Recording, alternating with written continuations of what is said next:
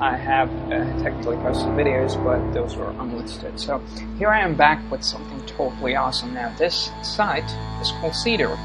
I found it on Product Hunt, and what this site basically does is it allows you to download torrents. Now, at my university, torrents are blocked, and so I can't access them. Like, even if I try to, I'll get an error. Basically, I just cannot download torrents, even the torrent clients, and that kind of sucks.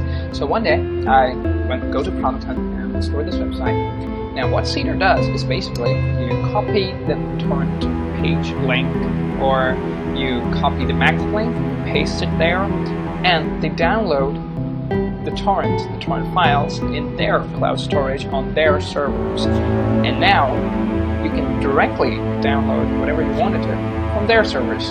So I hope this makes sense. You know, you just basically paste your torrent link, they download it and keep it for you, and then you directly download from them rather than listing the torrent client, torrent links, whatever, which is blocked.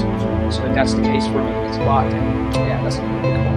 And the thing about this is this service is super fast. You paste the magnet link, 2 gigs, 3 gigs, download super fast. Yeah, you can again download it without a torrent client anywhere on your mobile phone or whatever, on your desktop. So it's great.